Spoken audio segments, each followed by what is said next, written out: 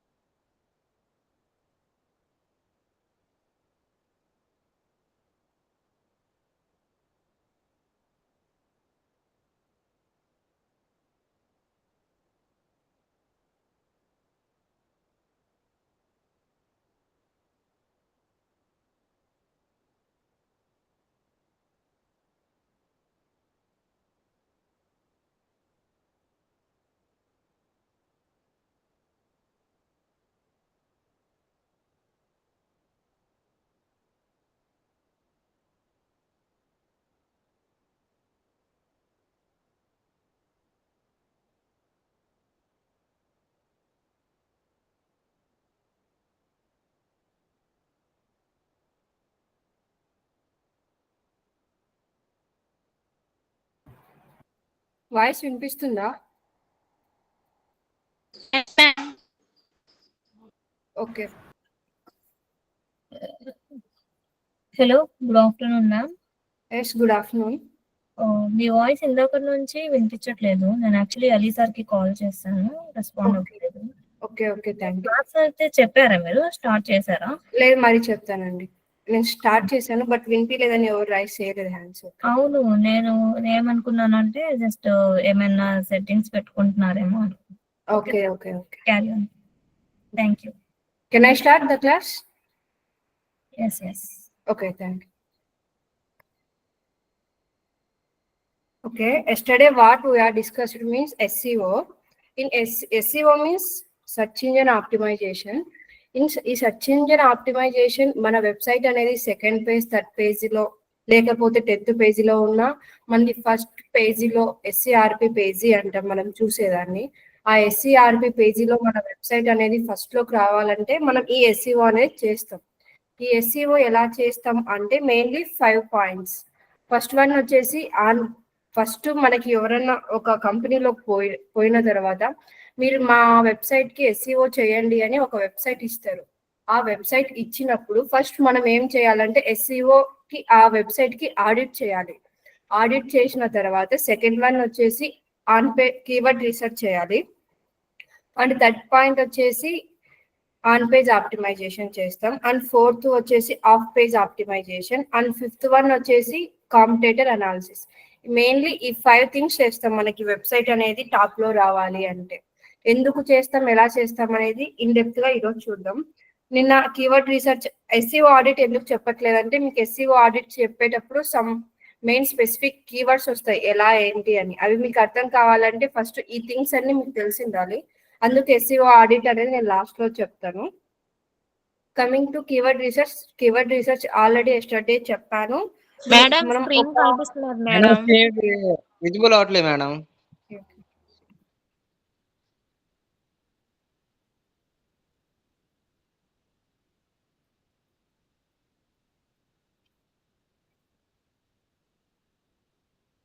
Okay, now okay. Yes ma'am. Okay, నేను yesterday చెప్పాను కదా కీవర్డ్ రీసెర్చ్ లో ఈ 5 కీవర్డ్స్ యూజ్ చేస్తామని మనం. ఫస్ట్ వన్ వచ్చేసి గూగుల్ ప్లానర్, సెకండ్ వన్ వచ్చేసి keyword everywhere, Uber suggest and Google auto suggest and latent semantic indexing. ఈ 5 టూల్స్ అనేది యూజ్ చేసి మనం మన వెబ్సైట్ కి కీవర్డ్ రీసెర్చ్ చేస్తాం. ఈ 5 మాత్రమే ఎందుకు యూజ్ చేస్తామంటే మనకి ఇంకా కాంపిటేటర్ కీవర్డ్స్ ఎందుకు తెలుసుకోవాలంటే సమ్ పెయిడ్ టూల్స్ కూడా ఉన్నాయి, like some paid tools. But మనకి ఫ్రీ ఆఫ్ కాస్ట్ తో మాత్రమే మనం కీవర్డ్స్ తెలుసుకోవాలి, మన చేయాలి కీవర్డ్స్ రీసెర్చ్ అంటే ఈ 5 టూల్స్ యూస్ చేసి మాత్రమే మనం కీవర్డ్ రీసెర్చ్ చేస్తాం. ఎస్టర్డే కీవర్డ్ రీసెర్చ్ కంప్లీట్ అయ్యింది కదా. ఇప్పుడు థర్డ్ వన్ వచ్చేసి ఆన్ పేజ్ ఆప్టిమైజేషన్. ఈ ఆన్ పేజ్ ఆప్టిమైజేషన్ అంటే ఏంటంటే మనం మెయిన్లీ ఇక్కడ నేను రాశాను కదా కొన్ని పాయింట్స్, కొన్ని ఫ్యాక్టర్స్. ఈ ఫ్యాక్టర్స్ మాత్రమే క్రాలర్ అనేది మన వెబ్సైట్కి వచ్చినప్పుడు చూస్తుంది. అంటే మెటా టైటిల్ ఎలా రాశారు, మెటా డిస్క్రిప్షన్ ఎలా రాశారు, మా ఫ్యాక్టర్స్ అన్ని ఫాలో అయ్యారా లేదా, ఆ ఫ్యాక్టర్స్ అన్ని ఫాలో అయ్యి మొత్తం మనం చేస్తే మాత్రమే ఆ క్రాలర్ అనేది రీడ్ చేసి ఆల్ ఫ్యాక్టర్స్ మనం ఫాలో అయ్యామనుంటే మన వెబ్సైట్ టాప్ లో రావడానికి ఛాన్స్ ఉంటుంది. ఆ క్రాలర్ మన వెబ్సైట్ లోకి వచ్చినప్పుడు మొత్తం డేటాని క్రాల్ చేయదన్నమాట. అంటే ఇప్పుడు మనం చాలా పేరాస్ రాసింటాం మ్యాటర్, ప్రతి ఒక్క పేరాలో ప్రతి ఒక్క ఈచ్ లైన్ ఈచ్ వర్డ్ అనేది చూడదు. బట్ అది ఏం చూస్తుంది అంటే సమ్ స్పెసిఫికేషన్స్, అంటే సమ్ పాయింట్స్ మాత్రమే చూస్తుంది. లైక్ ఎలా అంటే ఇప్పుడు meta title, meta description, heading, anchor text, URL, bold, italics ఇలాంటివి ఉంటాయి కదా.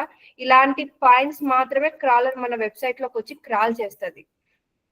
మెయిన్లీ మనం మన వెబ్సైట్ లో చూడాల్సింది ఈ థింగ్స్ ఉన్నాయా, ఈ ఫ్యాక్టర్స్ మనం మన వెబ్సైట్ లో యూజ్ చేసామా అనేది మాత్రం మనం చూస్తాం. ఎలా ఏంటి అనేది ఈరోజు చూస్తాం. మెటా టైటిల్ నేను నిన్న చెప్పాను, ఇంకోసారి చూపిస్తాను. మెటా టైటిల్ అంటే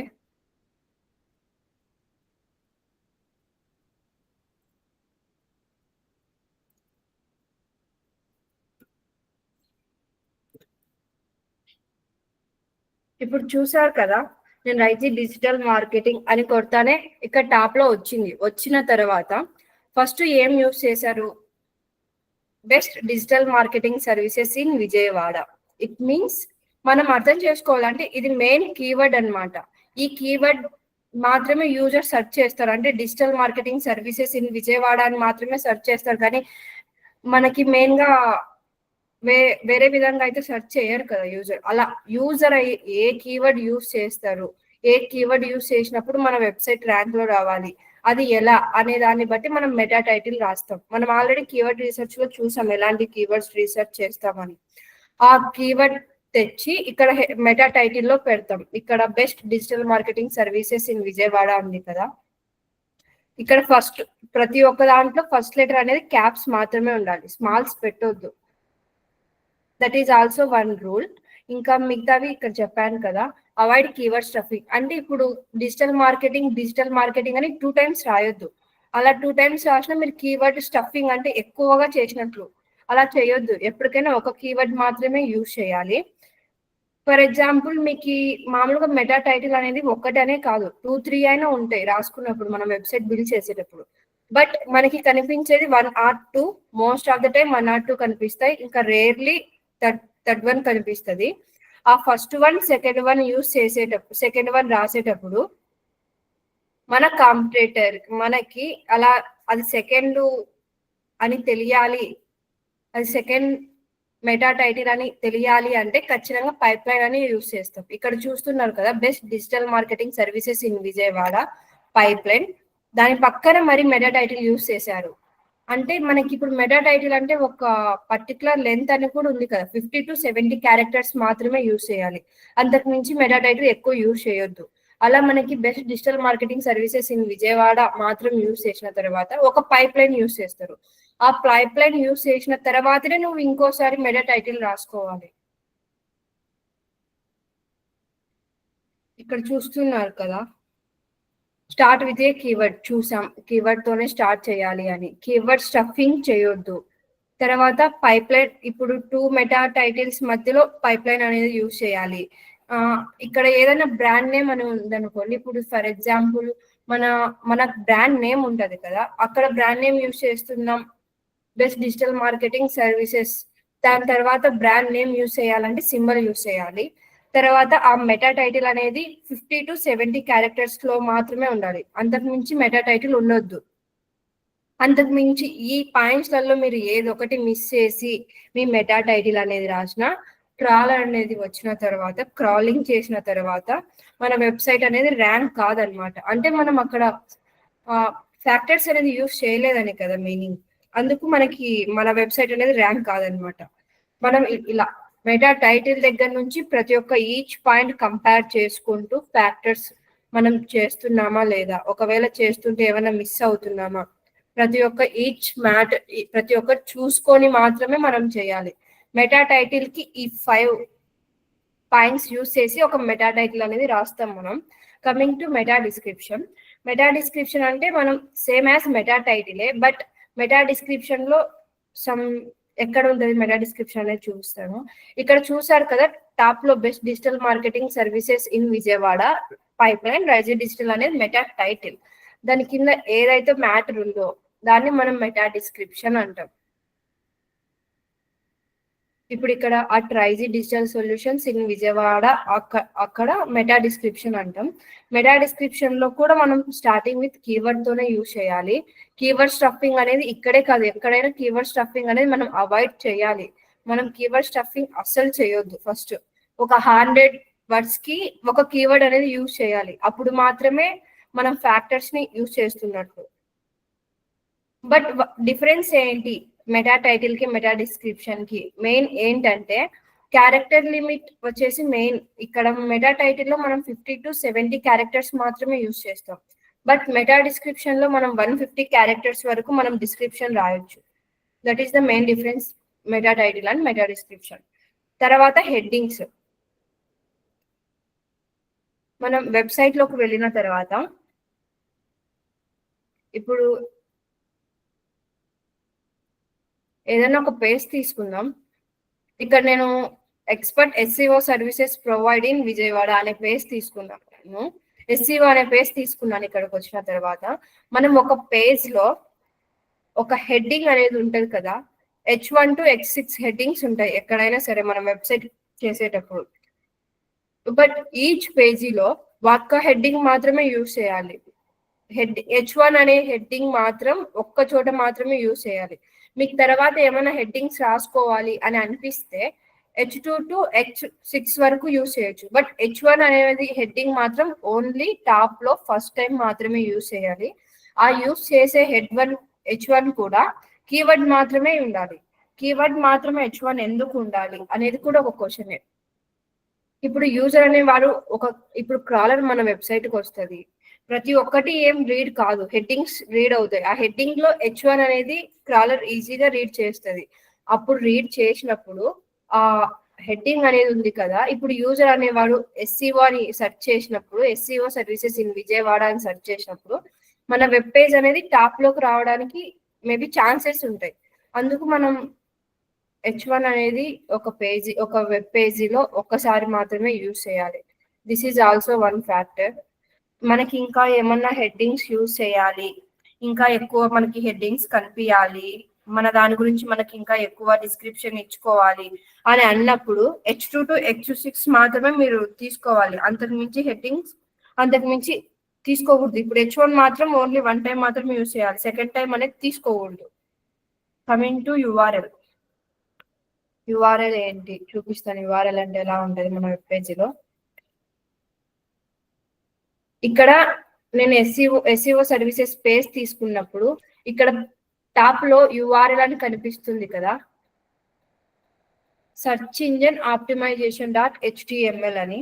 అక్కడ కూడా కీవర్డ్ అనేది యూజ్ చేశారు, చూసారా? సెర్చ్ ఇంజిన్ ఆప్టిమైజేషన్ అనేది కీవర్డ్. అక్కడ మనం ఎప్పటికైనా యుఆర్ఎల్ కూడా కీవర్డ్ తో మాత్రమే స్టార్ట్ చేయాలి. ఆ యుఆర్ఎల్ కి సమ్ స్పెసిఫికేషన్స్ ఉన్నాయి. స్టార్టింగ్ విత్ కీవర్డ్ తోనే మనం స్టార్ట్ చేయాలి. తర్వాత మనం ఇప్పుడు యుఆర్ఎల్ రాసేటప్పుడు స్పేసెస్ ఇవ్వకూడదు.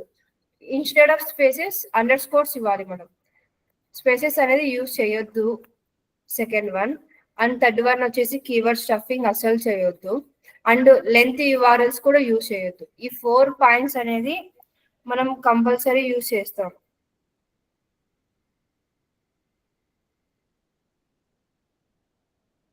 అండ్ ఫిఫ్త్ వన్, ఈ పాయింట్స్ యూజ్ చేసి మనం ఒక యుఆర్ఎల్ మాత్రం రాస్తాము. తర్వాత యాంకర్ టెస్ట్. యాంకర్ టెస్ట్ అంటే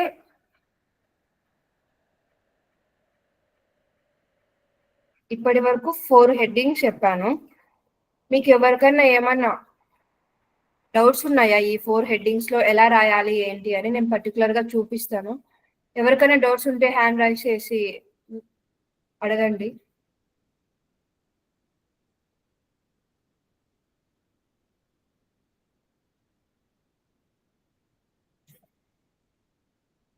Anyone has any doubts in these 4 points? Meta title, meta description, heading and URL.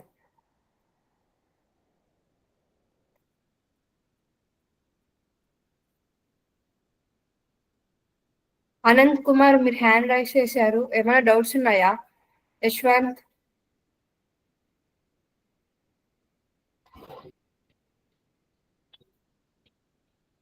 ఎవరికైనా డౌట్స్ ఉన్నాయా?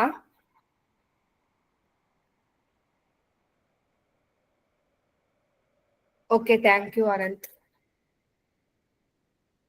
Okay, we will continue remaining points in on page optimization. ఇప్పటి వరకు మనకి 4 పాయింట్స్ చెప్పాను. ఇప్పుడు 5th పాయింట్ యాంకర్ టెస్ట్.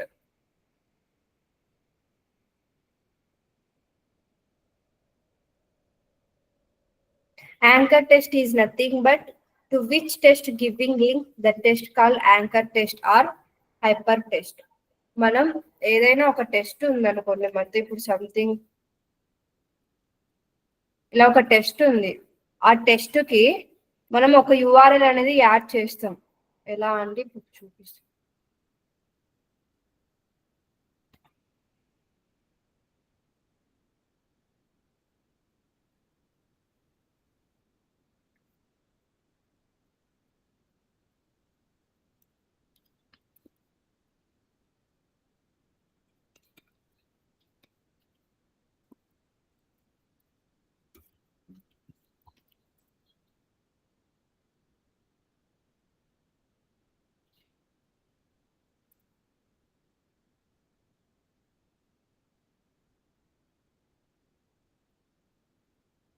ఇలా digital marketing in Vijayawada అనే test ఉంది కదా, లైక్ పేరు అయినా సరే వాట్ ఎవర్ ఇట్ ఈస్, మనం ఒక పర్టికులర్ గా ఒక కీవర్డ్ కి, ఇప్పుడు డిజిటల్ మార్కెటింగ్ ఇన్ విజయవాడ అనేది ఒక పేరాగ్రాఫ్ లో ఒక కీవర్డ్ అనుకోండి, మీరు అనుకునే దాంట్లో మనం ఆ కీవర్డ్ కి అనేది లింక్ ఇవ్వాలి.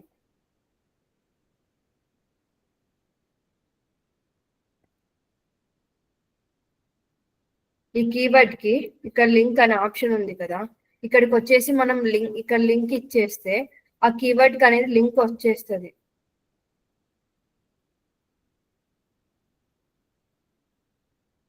అలా మనం ఒక కీవర్డ్ కి లింక్ ఇస్తే ఏమవుతుంది అనేది మెయిన్ పర్టికులర్ పాయింట్ కదా.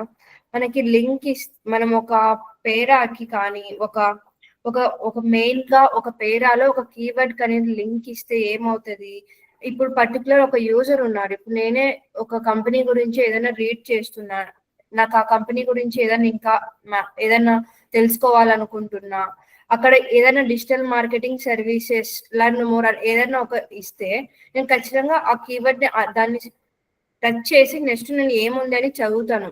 అలా చదివినప్పుడు గూగుల్ అనేది మనం ఆ వెబ్సైట్ లోకి వచ్చి ఎంతసేపు టైం లిమిట్ స్పెండ్ చేసాం పర్టికులర్ గా అని మనకి చూస్తూ ఉంటది.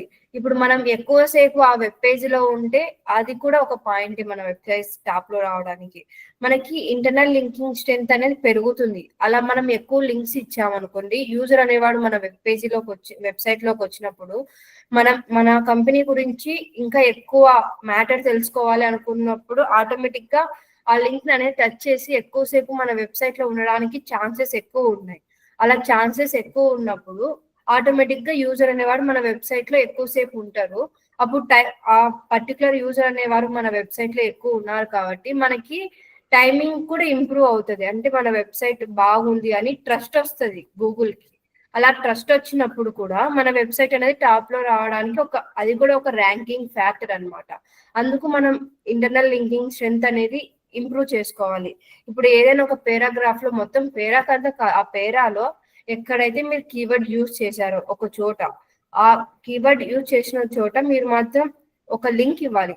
అలా లింక్ ఇచ్చినప్పుడు దాన్ని మనం అప్పుడు మనం దాన్ని యాంకర్ టెస్ట్ కానీ హైపర్ టెస్ట్ కానీ అంటాం.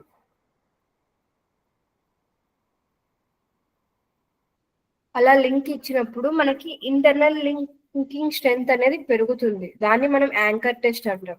నెక్స్ట్ వచ్చేసి బ్రెడ్ క్రామ్ నావిగేషన్.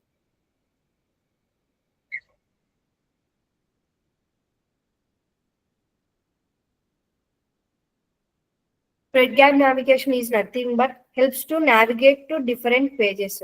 అంటే యూజర్ అనేవాడికి మనం డిఫరెంట్ పేజెస్ ని ఒక చోట చూపిస్తాం అన్నమాట. ఇప్పుడు ఏదన్నా మీరు మీషో, ఫ్లిప్కార్ట్ అలా యూస్ చేసింటారు కదా.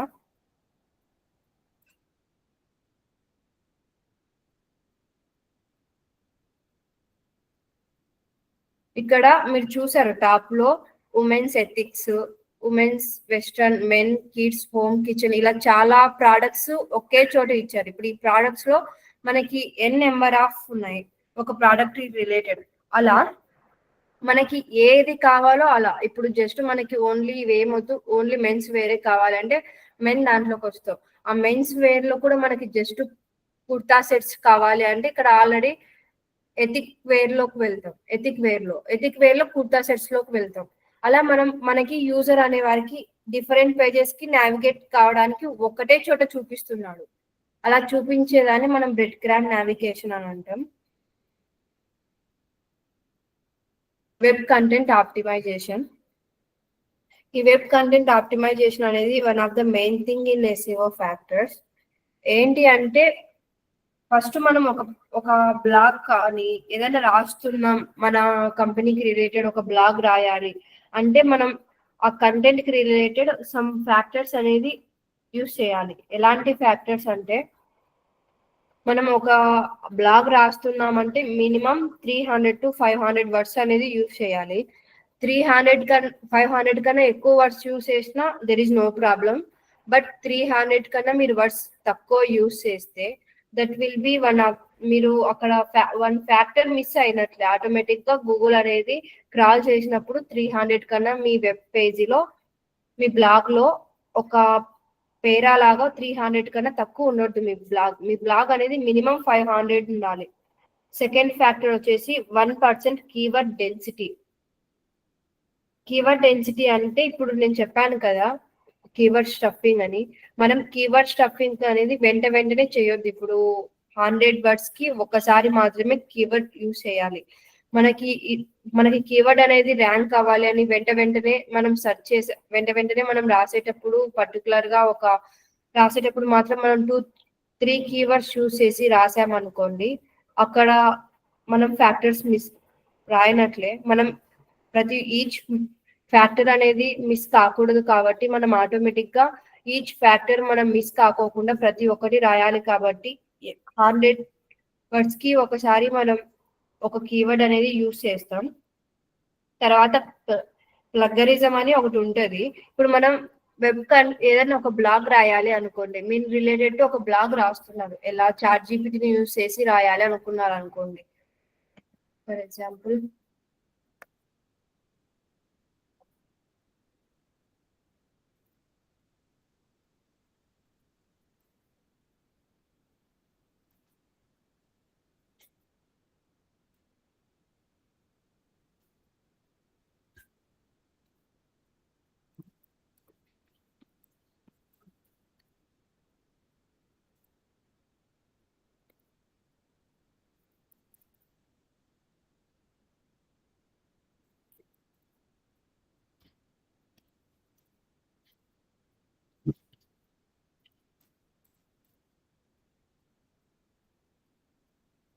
ఆటోమేటిక్ గా ఇక్కడ బ్లాగ్ అనేది AI జనరేట్ చేస్తుంది.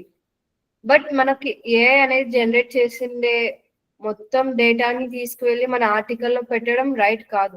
ఫస్ట్ ఆఫ్ ఆల్ మనం ఒక బ్లాగ్ రాస్తున్నామంటే దానికి మీనింగ్ ఏంటి, మనం ఏదైనా రియల్ టైమ్ లో ఎక్స్పీరియన్స్ చేసి ఆ బ్లాగ్ గురించి మీరు రాసేదంతా ట్రూ అయి ఉండాలి.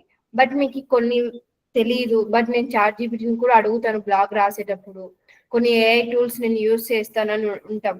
మనం ఆ AI టూల్స్ యూస్ చేసినప్పుడు అక్కడ డూప్లిచెకర్ అనేది ఒక మ్యాటర్ వస్తుంది. ఇప్పుడు డూప్లిచెకర్ అంటే మనం డూప్లికేట్ డేటాని యూస్ చేసామా అంటే, ఇప్పుడు మనం ఓన్ గా రాయనట్లే కదా ఏఐని యూస్ చేస్తున్నాం అంటే.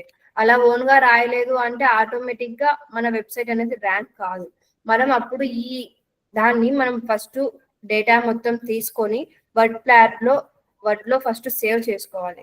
సేవ్ చేసుకున్న తర్వాత ఇప్పుడు డూప్లీ చెక్కర్ అని ఒకటి డూప్లీ చెక్కర్ మన ప్లాగరిజం చెక్ చేసుకోవడానికి, అంటే మంది హ్యూమన్ లాగా ఉందా లేకుంటే ఏఐ ఇచ్చిన కంటెంట్ లాగా ఉందా అని మనం చెక్ చేసుకోవాలి. అంటే డూప్లీ చెక్కర్ అని మనం ఒక టూల్ యూజ్ చేస్తాం. డూప్లీ చెక్కర్ చూసారు కదా, ఈ టూల్లో మనం చూస్తాం.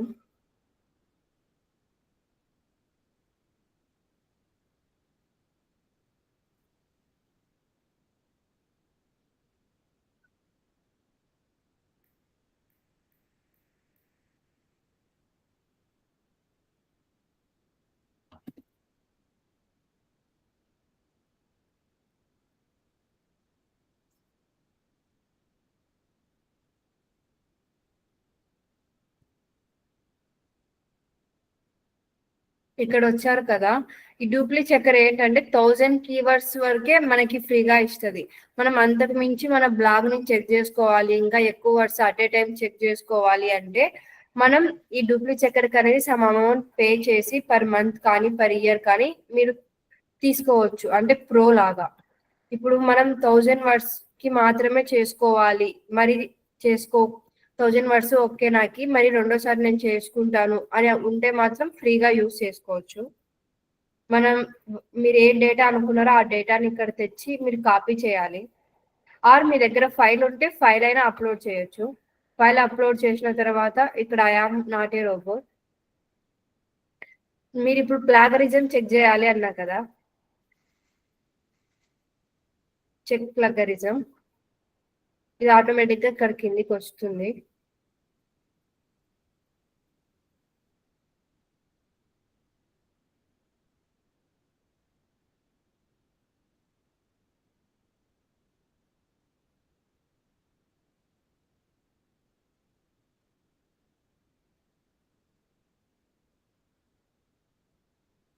ఇక్కడ స్కాన్ చేస్తుంది కదా, మొత్తం స్కాన్ చేసిన తర్వాత యూనిక్ గా ఎంత ఉంది, ఏఐ కంటెంట్ ఎంత ఉంది అని చూపిస్తుంది. మనకి ఏఐ కంటెంట్ అనేది చూపించింది అంటే మన వెబ్సైట్ ఆటోమేటిక్ గా ర్యాంక్ కాదు. మంది హ్యూమన్ లాగా యూనిక్ గా ఉంటే మాత్రమే మనం రైట్ రాసినట్లు ఆ బ్లాగ్ అనేది మనకి ర్యాంక్ కావడానికి ఛాన్సెస్ ఉన్నాయి. ఏఐ కంటెంట్ అనేది ఎప్పుడు యూజ్ చేయకూడదు. అందుకు మనం డూప్లీ చెక్కర్ లోకి వచ్చి మనం చూస్తాం మన కంటెంట్ ఎలా ఉంది, హ్యూమన్ లాగా ఉందా ఏఐ లాగా ఉందా అని. ఇప్పుడు ఈ స్కాన్ అవుతుంది 68%.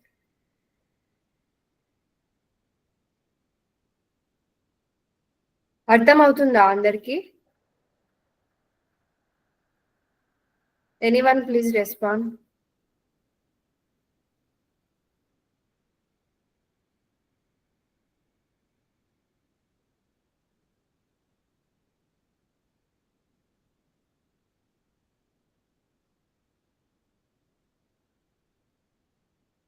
Okay, thank you. ఏదైనా డౌట్స్ ఉన్నా వెంటనే రైస్ చేసి అడగండి. ఇక్కడ చూసారు కదా, ప్లగరిజం అనేది 5% ఉంది, యూనిక్ గా 95% ఉంది మనది. అప్పుడు మనం ఈ డేటాని మరి అలాగే పెట్టొద్దు. అలా పెడితే మాత్రం మనకి ఖచ్చితంగా ప్లగరిజం ఉంది. అప్పుడు మన వెబ్సైట్ అనేది ఆటోమేటిక్ గా ర్యాంక్ కాదు. అప్పుడు మళ్ళీ మనం ఈ డేటాని తీసుకెళ్ళి ChatGPT-లోనే మరి కంటెంట్ ప్రాంప్ట్ అనేది మీరు చేంజ్ చేసి ఇవ్వాలి. ప్రాంప్ట్ అనేది చేంజ్ చేసి ఇచ్చినప్పుడు ChatGPT కూడా మనకి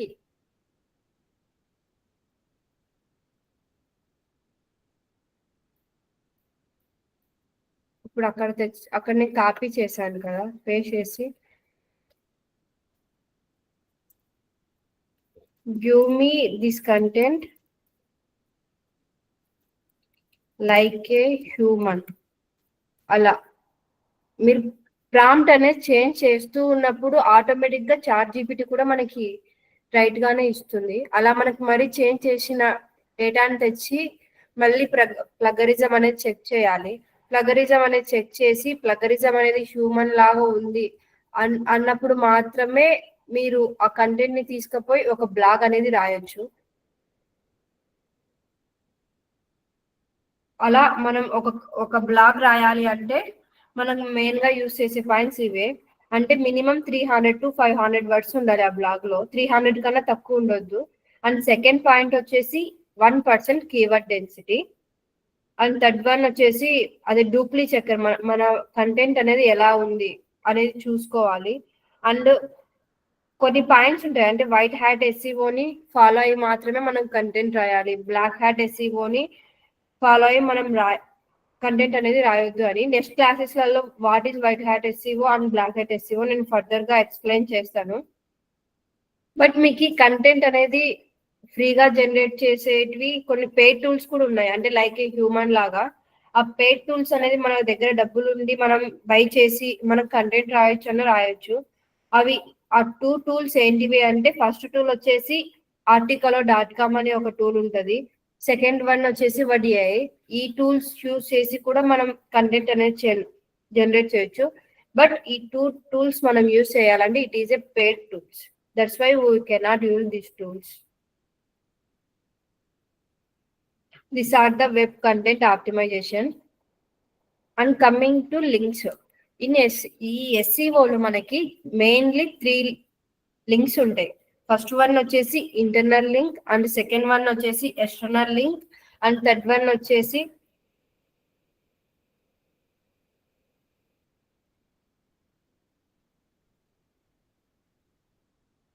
బ్యాక్ లింక్. రాస్తాను.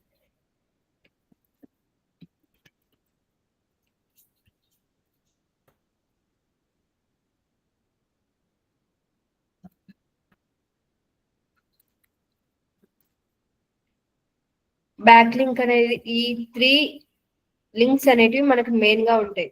ఈ 3 థింగ్స్ ఏంటి అంటే, ఇంటర్నల్ లింక్ అంటే మన దగ్గర వెబ్సైట్ ఉంది, ఆ వెబ్సైట్ లో డిఫరెంట్ పేజెస్ ఉన్నాయి. మనం యూజర్ అనేవాడు మన వెబ్సైట్ కి వచ్చినప్పుడు, మనం చెప్పాను కదా bread cram navigation anchor test లో, మనం ఎక్కువ సేపు యూజర్ అనేది మన వెబ్సైట్ లో ఉండాలి. అలా ఉంటే మనకి ఇంటర్నల్ లింకింగ్ స్ట్రెంత్ అనేది ఇంప్రూవ్ అవుతుంది అని మనం అనుకుంటాం.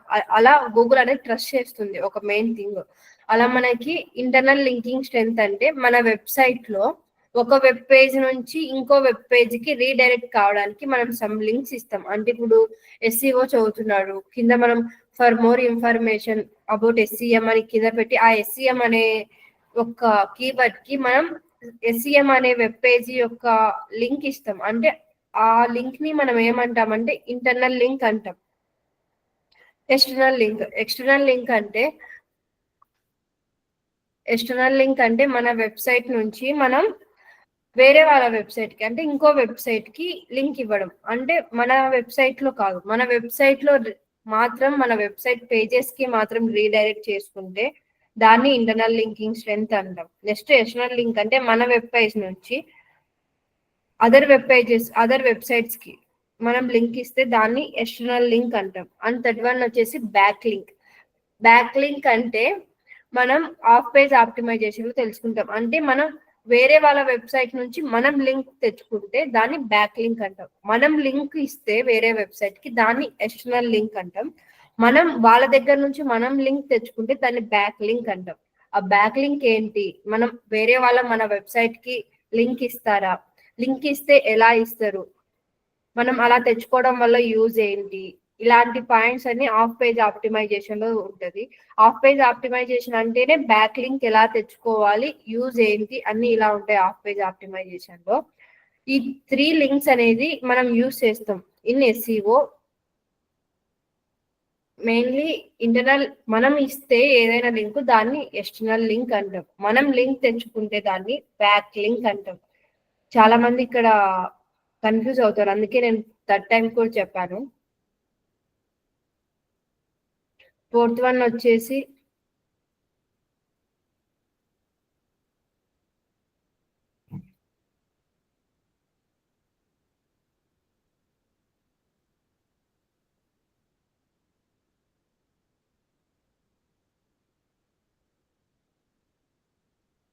Internal link, external link, back link అయ్యింది. ఇప్పుడు robo.txt చెప్తాను. robo.txt అంటే మనం ఇప్పుడు సెర్చ్ ఇంజన్ ఉంది కదా, మనం వెబ్సైట్ చేసాం, మనకి ఇప్పుడు ఏదైనా మనం ఒక బ్లాగ్ రాస్తున్నాం, పర్టికులర్ గా ఇప్పుడు ఏదైనా ఒక మూవీ రిలీజ్ అయ్యింది, ఆ మూవీ గురించి మనం బ్లాగ్ రాస్తున్నాం. ఆ బ్లాగ్ రాసిన వెంటనే మనం రాసాము, తర్వాత అది వెంటనే మనకి గూగుల్ కి ఎలా తెలుస్తుంది మనం బ్లాగ్ రాసాము, మేము బ్లాగ్ రాసాము అయిపోయింది అంటే అంత ఈజీగా అవ్వదు కదా. క్రాల్ అనేది మన వెబ్సైట్ కి వచ్చి క్రాల్ చేయాలి కదా మనం రాసేటప్పుడు.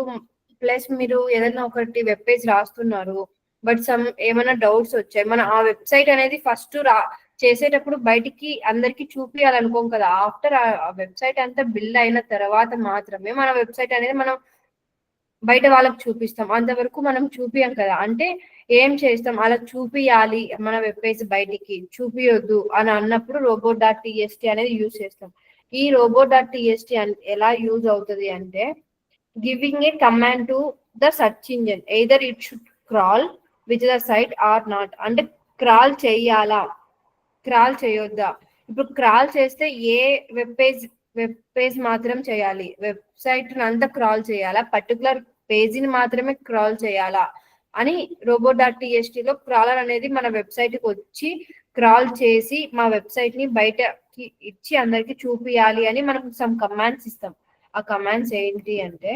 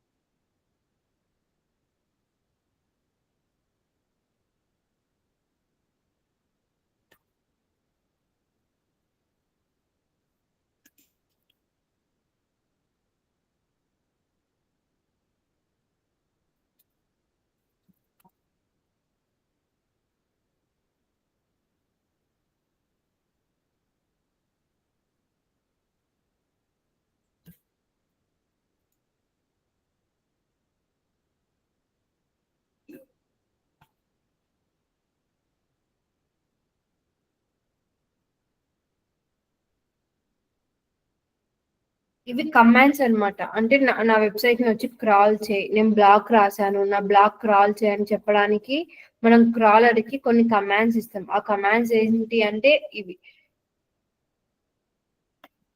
Sorry, user agent. First one user -agent :*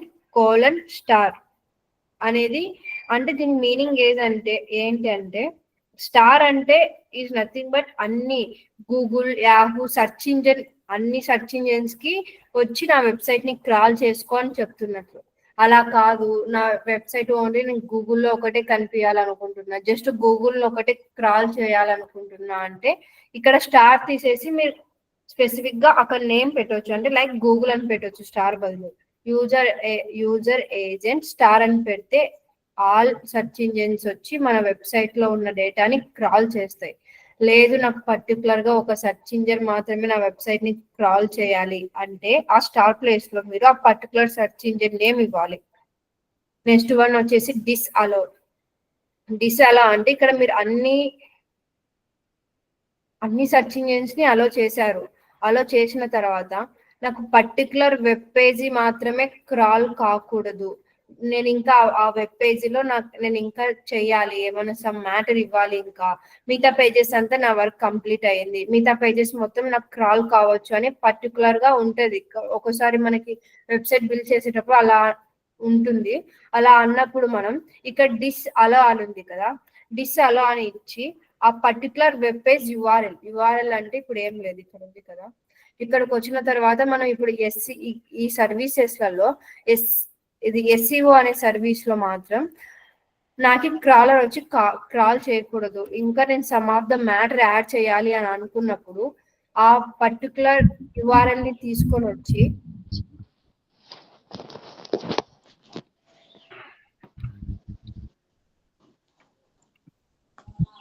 Anyone have doubts?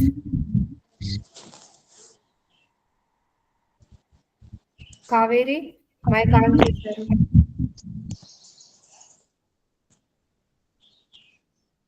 Kaveri మీకు ఏమైనా డౌట్స్ ఉన్నాయా? No ma'am. ఓకే, అర్థమవుతుందా? ఎక్కడ స్టక్ అయ్యారా?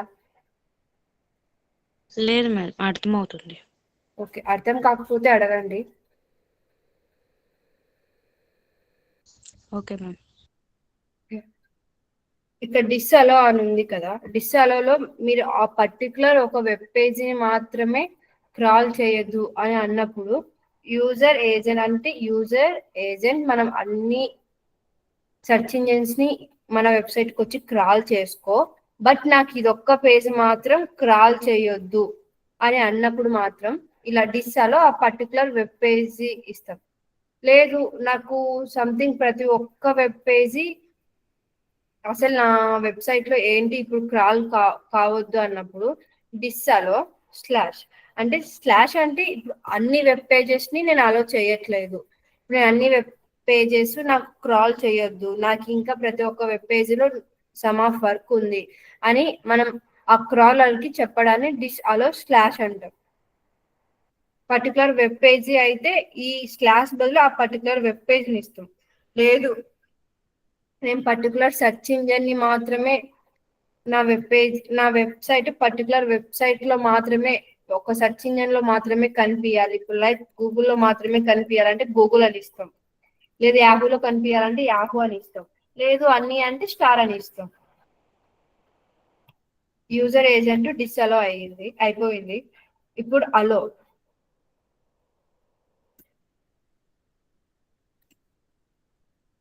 మనం అన్ని యూజర్ ఏజెంట్ అని ఇచ్చి స్టార్ ఇచ్చిన తర్వాత అలో అని ఇచ్చి కింద కమాండ్, ఆ కమాండ్ లో మనం స్లాష్ అని ఇస్తే అన్ని వెబ్ అలో అంటే మనం ప్రతి ఒక్క సెర్చ్ ఇంజన్ ని అలో చేసాం, అలో చేసి ప్రతి ఒక్క వెబ్ పేజీని అలో చెయ్యి, నాకు ప్రతి ఒక్క వెబ్ పేజీలో కంటెంట్ ని నువ్వు అలో చేసుకో, ప్రతి ఒక్క వెబ్ పేజీని నువ్వు క్రాల్ చేయి అని చెప్పడాన్ని అలో ఐఫన్ ఇస్తాం.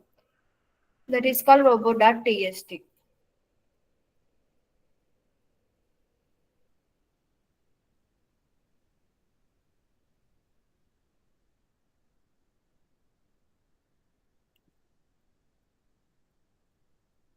కమాండ్స్ అర్థమయ్యాయా? ఏమైనా డౌట్స్ ఉన్నాయా? కమాండ్స్ చెప్పండి.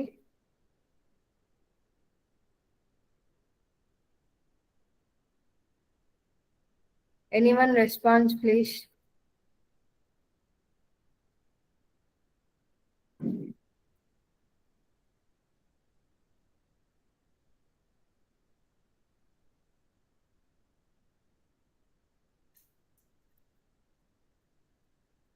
ఓకే, అర్థమయ్యాయని అనుకుంటున్నాను.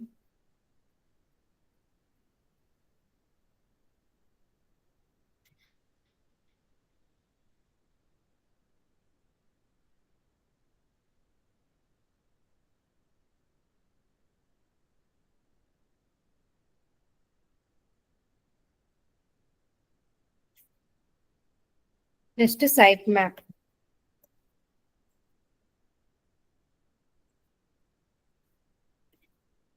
సైట్ మ్యాప్ అంటే ఏం లేదు, సైట్ మ్యాప్ అంటే మనం అంత డేటా, ఇప్పుడు మన వెబ్సైట్ లో చాలా డేటా ఉంటది, బట్ మనకి సర్వర్ కి అంటే ఎంత డేటా ఉంది ఏంటి, మనం ఇప్పుడు ఏదైనా మనం ఏదైనా సెర్చ్ చేసాం, ఇప్పుడు గూగుల్లోకి వచ్చి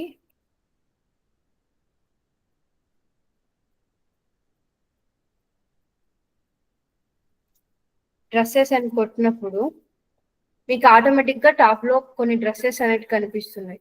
అంటే గూగుల్ కి ఎలా తెలుస్తుంది ఇంత ఈజీగా కానీ మనకి ఇక్కడ అమెజాన్ నుంచి వచ్చాయి, మీషో నుంచి వచ్చాయి, గూగుల్ కి ఎలా తెలుస్తుంది ఇంత తొందరగా మనం సెర్చ్ చేసిన కీవర్డ్ ఇంత తొందరగా ఎలా ఇస్తుంది అంటే మనం ఆ సర్వర్ కి అనేది ఒక మ్యాప్ ఇస్తాం. అంటే ఇప్పుడు మన వెబ్సైట్ ఉంది, ఇప్పుడు మీషోలోనే ఉంది, మీషోలో నేను డ్రెస్సెస్ అని కొడితే అమ్మాయిలు వచ్చాయి టాప్ లో, అంటే మనకు ఆల్రెడీ ఆ మీషోలో వెబ్సైట్ లోకి వెళ్ళి ఆ మీషో వెబ్సైట్ లో నుంచి ఆ పర్టికులర్ గా ఉన్న లేడీస్ డ్రెస్సెస్ లోకి పోయి అక్కడికి వెళ్ళి ఆ డ్రెస్సెస్ అనేది తీసి మనకి ఇస్తుంది.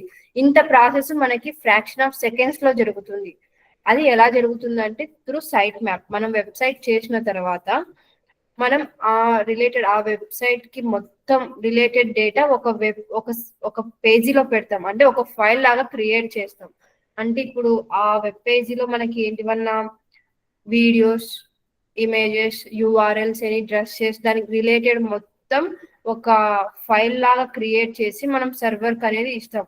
అది ఎలా ఇస్తామంటే మనకు ఒక టూల్ యూస్ చేస్తాం ఈ సైట్ మ్యాప్ కోసం, XML సైట్ మ్యాప్ జనరేటర్ అని చూపిస్తాను.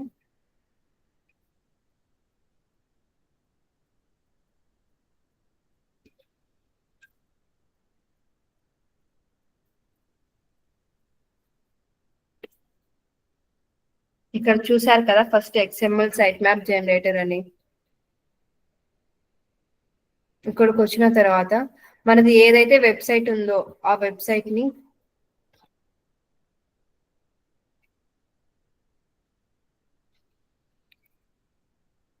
ఆ వెబ్సైట్ URL ఇక్కడ ఇవ్వాలి. స్టార్ట్ అని ఉంది కదా, ఆ వెబ్సైట్ URL ఇచ్చి స్టార్ట్ ఇవ్వాలి. స్టార్ట్ అని ఇచ్చాక ప్రాసెస్ జరుగుతుంది. ప్రాసెస్ జరిగిన తర్వాత ఆటోమేటిక్ గా ఇక్కడ xmlsitemapp.com అనే చోట ఆటోమేటిక్ గా ఒక ఫైల్ అనేది ఇస్తుంది.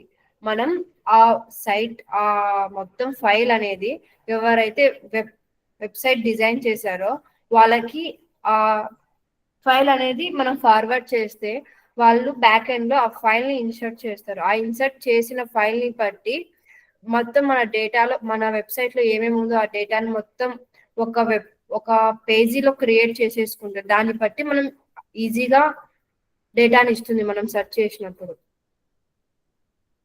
ఫైల్ ఎలా ఇస్తుందో కూడా చూపిస్తాను.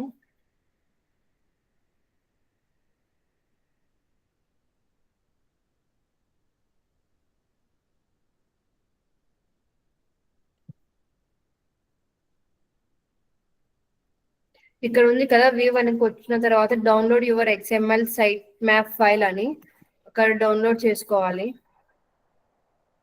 అంతే, అక్కడ డౌన్లోడ్ చేసుకున్న ఫైలు మనమేం చేయం, ఆ వెబ్సైట్ ఎవరైతే చేశారో వాళ్ళకి ఆ ఫైల్ అనేది మనం ఫార్వర్డ్ చేస్తాం.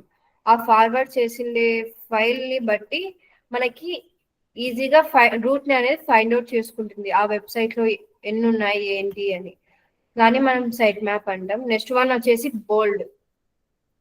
బోల్డ్ అంటే ఇటాలిక్. మన వెబ్సైట్ లో మనం రాసేటప్పుడు లాట్ ఆఫ్ ఇన్ఫర్మేషన్ రాస్తాం, పర్టికులర్ గా ఈ ఇన్ఫర్మేషన్ అనే ఏం రాయం కదా.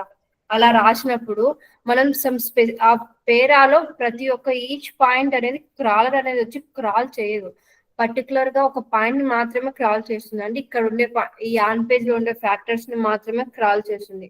అలా క్రాల్ చేసినప్పుడు మనం ఏదైనా ఒక స్పెసిఫిక్ అంటే ఆ పేరాలో మనకి ఏదైనా సమ్ ఇంపార్టెంట్ వర్డ్స్ ఉన్నాయి అని అన్నప్పుడు ఆ ఇంపార్టెంట్ వర్డ్స్ ని కూడా క్రాలర్ వచ్చినప్పుడు నాకు క్రాల్ చేయాలి అని అన్నప్పుడు మనం అక్కడ మనం ఖచ్చితంగా బోల్డ్ అండ్ ఇటాలిక్ లాంటివి యూజ్ చేస్తాం.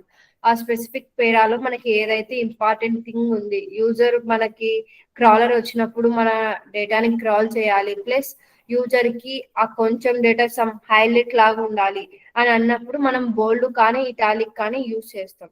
This are the on page factors.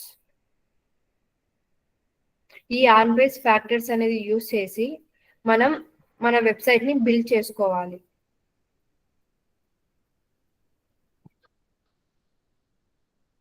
Anyone has doubts on the on-page optimization? ఇప్పటి వరకు జరిగిన ఆన్ పేజ్ ఆప్టిమైజేషన్ లో మీకు ఏమైనా అర్థం కాలేదా? ఏదైనా పాయింట్స్ నోట్ చేసుకోవాలనుకుంటున్నారా? చెప్తే నేను కావాలంటే మరీ బ్రీఫ్ గా ఎక్స్ప్లెయిన్ చేస్తాను, పాయింట్స్ కూడా చెప్తాను.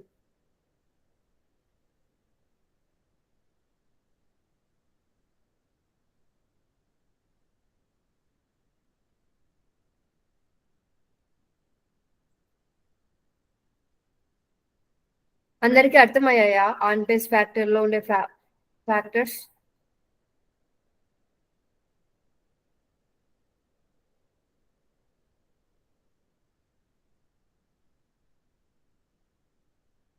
Anant, Yashwant, okay. Lakshmi, thanks.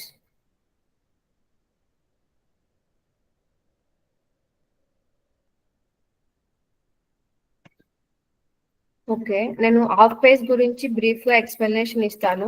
Of page ఏంటి? ఆఫ్ పేజ్ లో కూడా మనం చాలా బ్యాక్ లింక్స్ అనేది తెచ్చుకుంటాం. బ్యాక్ లింక్స్ అంటే ఏం లేదు, నథింగ్ బట్ మనం అవతల వెబ్సైట్ అంటే వేరే వెబ్సైట్ నుంచి మన వెబ్సైట్ కి కొన్ని లింక్స్ తెచ్చుకోవడం. అంటే ఇప్పుడు నేను చెప్పాను కదా ఇంటర్నల్ లింకింగ్ స్ట్రెంత్ కోసం యూజ్ చేస్తామని. అలా యూజ్ చేసినప్పుడు మనకి ఏంటి అంటే మనకి ఇంటర్నల్ లింకింగ్ స్ట్రెంత్ అనేది పెరగడానికి, అంటే వెబ్సైట్ మన వెబ్సైట్ కి ట్రాఫిక్ పెరగడానికి, ప్లస్ మన వెబ్సైట్ లో ఎక్కువసేపు ఉండడానికి మనం లింక్స్ అనేది యూస్ చేస్తాం. అలా లింక్స్ యూస్ చేసినప్పుడు మనకి వేరే వెబ్సైట్ నుంచి మన వెబ్సైట్ కి ఒక లింక్ వచ్చిందంటే అక్కడ నుంచి ఒక యూజర్ ని మన వెబ్సైట్ కి తెచ్చుకున్నట్లే కదా, అంటే ఆటోమేటిక్ గా ట్రాఫిక్ పెరిగినట్లే. దాన్ని మనం బ్యాక్ లింక్ అంటాం. అలా మనం ఒక లింక్ అదర్ వెబ్సైట్ నుంచి మన వెబ్సైట్ లోకి తెచ్చుకోవడం దాన్ని బ్యాక్ లింక్ అంటాం. ఆ బ్యాక్ లింక్ అనేది ఎందుకు ఇస్తారు, ఎలా ఇస్తారు, ఏంటి, ఎలా తెచ్చుకోవాలి, అలా ఇచ్చిన ఎన్ని రోజులకు ఇస్తారు, ఎన్ని రోజులు ఉంటుంది ఆ బ్యాక్ లింక్, అవన్నీ రేపు చూద్దాం.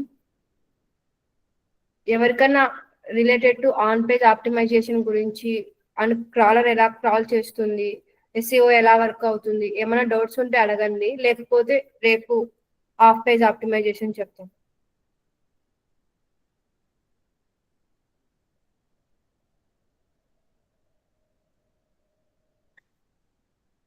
Anyone has doubts on on-page optimization?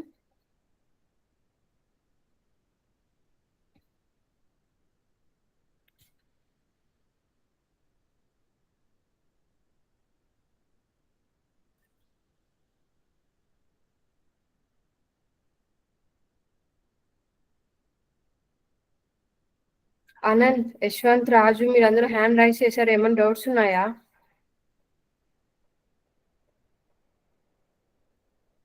Okay, ఎవరికి లేకపోతే okay, we will leave the class and we will meet tomorrow. Okay, thank you all.